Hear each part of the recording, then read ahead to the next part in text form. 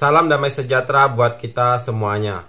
Perang antara Israel melawan Iran selama 12 hari untuk sementara waktu sudah berakhir. Karena Amerika ikut turun tangan mengebom 3 situs instalasi nuklir Iran. Setelah pengeboman itu, Amerika minta Iran menyerah tanpa syarat. Dan banyak pendukung Iran yang menyatakan bahwa Iranlah yang menang perang. Dan Amerika pun seperti pengecut setelah mengebom malah minta Iran jangan membalas. Pernahkah kita berpikir seperti ini, Bapak Ibu, saudara-saudari dan teman-teman semua? Bagaimana kalau posisi Amerika ditukar dengan Iran? Jadi Amerika yang punya kekuatan militer yang begitu hebat, yang begitu canggih, sekarang dimiliki oleh Iran gitu. Kita tahu selama ini Iran sangat membenci Amerika dan Israel, dan sering mereka mengumandangkan slogan "Matilah Amerika, matilah Israel". Dan jika mereka memiliki kekuatan untuk membalas, misalkan kekuatannya itu seperti Amerika, apakah yang akan dilakukan Iran kepada para lawan-lawannya? Apalagi kalau sampai Iran memiliki senjata nuklir, misalkan seperti Amerika, sudah tentu para lawan-lawannya ini pasti dihancurkan, tidak berbekas. Mungkin akan digenosida sampai habis. Misalkan Israel atau Amerika ini memiliki sifat sama seperti Iran, misalnya punya slogan "Matilah Iran" gitu kan, sudah tentu Iran itu tidak akan bisa berkutik. Mungkin kalau Amerika punya nuklir itu, sekali dinuklirin beberapa titik, itu hancur itu Iran. Nggak bisa menangkal, tidak bisa menangkis. Buktinya 3 fasilitas nuklir yang lagi dia bangun, instalasinya itu kan merupakan aset yang sangat penting, sangat vital bagi mereka kan. Itulah tujuan terakhir mungkin senjata yang akan mereka buat, senjata yang paling canggih nanti untuk melawan para musuh-musuhnya. Itu pun mereka tidak bisa untuk mempertahankan cuma 3 titik situs nuklirnya itu, sampai pesawat B-2 Spirit Amerika bisa mengebom dengan leluasa tanpa ada perlawanan sama sekali. Coba kita pikir, kalau misalkan Amerika mau menjatuhkan bom nuklir itu seperti Hiroshima Nagasaki itu, kelar itu Iran, habis. Makanya Amerika bilang, stop, Iran harus menyerah tanpa syarat. Bukan berarti Amerika pengecut, setelah ngebom minta Iran menyerah tanpa syarat, seakan-akan Amerika pengecut. Enggak, itu adalah peringatan yang tegas dari Donald Trump. Iran jangan coba-coba membalas. Kalau masih mau membalas, dihajar itu babak belur. Jadi kita harus bisa memikirkan, menilai posisi perang ini seperti apa. Sebenarnya Iran itu sudah tidak berdaya terhadap serangan-serangan dari Israel. Pesawat-pesawat tempur Israel itu dengan leluasa bisa masuk ke wilayah udara Iran, melakukan serangan-serangan, pengeboman yang presisi, tembakan-tembakan rudalnya itu mengenai segala target-target yang penting, yang vital. Apalagi ditambah dengan terakhir pengeboman situs nuklir oleh pesawat siluman B-2 Amerika Spirit. Walaupun ada balasan serangan dari pihak Iran ke pangkalan Amerika di Qatar, tapi itu adalah hanya sebatas itu saja, tidak bisa dilanjutkan lebih jauh karena resikonya sudah diperhitungkan sangatlah besar.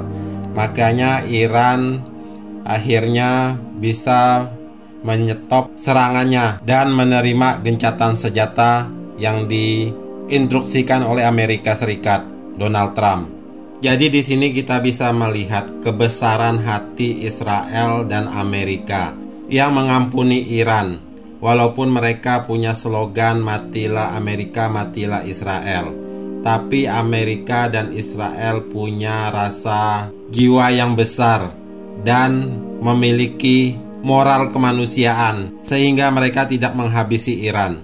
Ini sekilas coba kita dengar berita dari Liputan 6 yang sangat bagus ya. Perkataan dari Donald Trump ini. Teman-teman Liputan 6, kami akan update informasi kepada Anda terkait dengan perang Iran dan Israel. Jadi Presiden Amerika Serikat Donald Trump mengumumkan bahwa Iran dan Israel sepakat untuk melakukan gencatan senjata secara lengkap dan total yang akan mulai berlaku selama beberapa jam ke depan. Jadi pengumuman Trump ini muncul setelah Iran menyerang pangkalan udara yang berisi pasukan Amerika Serikat, yaitu pangkalan udara Al-Udeid di Qatar. Kurang lebih begini Presiden Donald Trump menuliskan di sosial medianya, teman-teman. Dengan asumsi bahwa semuanya berjalan sebagaimana mestinya yang akan terjadi, saya ingin mengucapkan selamat kepada kedua negara, Israel dan Iran, karena memiliki stamina, keberanian, dan kecerdasan untuk mengakhiri apa yang seharusnya disebut perang 12 hari. Ini adalah perang yang dapat berlangsung selama bertahun-tahun dan menghancurkan seluruh Timur Tengah, tetapi tidak terjadi dan tidak akan pernah terjadi. Tuhan memberkati Israel, Tuhan memberkati Iran, Tuhan memberkati Timur Tengah, Tuhan memberkati Amerika Serikat, dan Tuhan memberkati dunia. Namun setelah Donald Trump mengupload ini di sosial media miliknya, baik kedua pihak yaitu Iran dan Israel belum memberikan konfirmasi terkait hal tersebut. Dengan ini, Presiden Trump mengisyaratkan bahwa Iran akan berhenti menembaki Israel beberapa jam sebelum militer Israel mengakhiri operasinya. Kalau kita tarik ke belakang beberapa jam sebelumnya, ini ada pejabat Israel yang juga mengisyaratkan bahwa akan menghentikan serangan ke Iran dan sudah menyampaikan informasi tersebut kepada pihak Amerika Serikat. Sebelumnya pada hari Minggu, Perdana Menteri Benjamin Netanyahu mengatakan Israel sangat dekat untuk menyelesaikan tujuannya. Serangan Iran terjadi setelah pesawat pengebom AS menjatuhkan bom seberat 30.000 pon ke fasilitas nuklir bawah tanah Iran pada akhir pekan kemarin, yang kemudian membuat Amerika Serikat bergabung dalam perang udara Israel melawan Iran dalam konflik yang telah memasuki hari ke-12. Perkataan Donald Trump ini adalah mencerminkan anak Tuhan ya.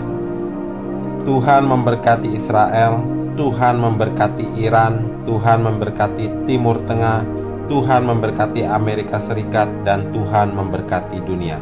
Inilah cerminan perkataan seorang anak Tuhan. Walaupun musuh mengingini kematiannya, tapi sebagai anak Tuhan bisa memberkati orang yang menjadi musuhnya dan memberi kesempatan kepada musuhnya untuk bisa hidup dan memperbaiki diri. Mengutip dari media di Epoch Times, dijelaskan di sana kerugian fatal di pihak Iran. Data mengerikan dari medan perang.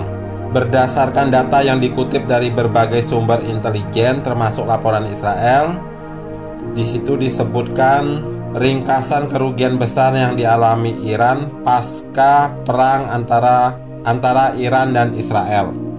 Pihak Iran mengalami kekalahan mutlak dengan tewasnya petinggi militernya, diperkirakan sebanyak 34 orang jenderal terbunuh saat serangan Israel ke negara itu.